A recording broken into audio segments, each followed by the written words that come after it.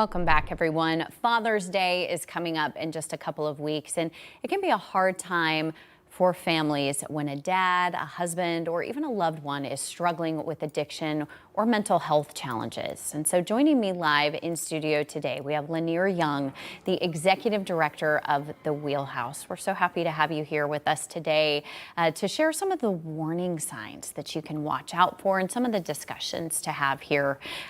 Lanier, thank you. We know that this is important conversations to have front, right? Well, this is an opportunity with Father's Day coming up and mental health awareness coming up in the month of June. It's an opportunity for us to put a spotlight on we as men want to be strong about everything, and it's uncomfortable to talk about these things. Sometimes the stigma is there, right? But we've got to have these conversations.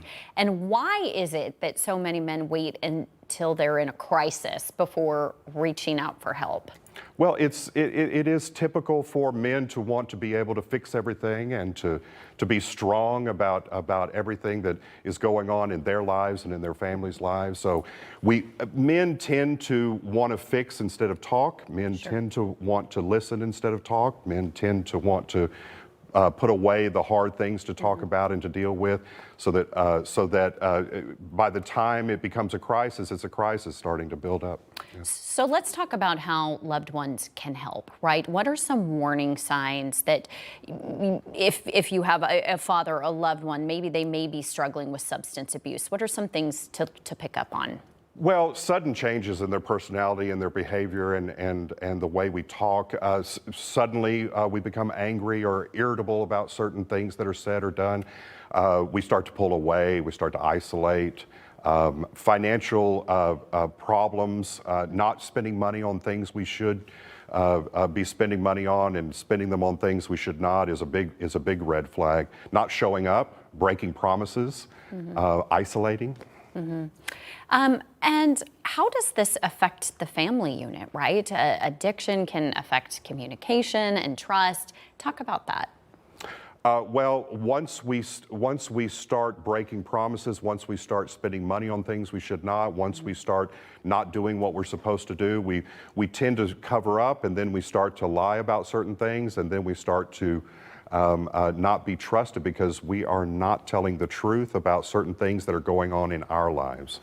Now, this next one is a little bit tricky, a delicate conversation, right? How does somebody go about supporting someone in recovery instead of enabling harmful behavior? Well, I'll tell you, like I tell most every loved one who calls me about this, try to stay focused on what is unacceptable behavior.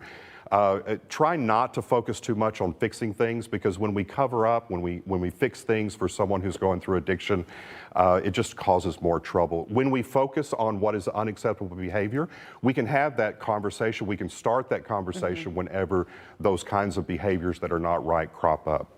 And Lanier, if someone is watching right now and we're like, I need to take the first step here to try to help a loved one, what do you do? What does that process look like? Well, again, if you're focusing on unacceptable behavior, you can start with what you're saying, what you're doing is not who you really are. Can you tell me what's going on? The first step is to talk about the unacceptable behavior. And a trick to that is keep talking about it every time behavior that is not right crops up. And Lanier, real quick before we go, if people want more information on resources, how can they find out more information? Thewheelhouse.org. There's a phone number on there. You can call me direct. We have a fundraiser coming up on June 19th. You can come out and join us, and we can talk some more there. Thewheelhouse.org has all the information. Okay, perfect. Well, we so appreciate you coming in and taking the time to chat with us. And of course, we'll have more information online as well. Lanier Young, we appreciate your time. Thank you. Thank you for having me.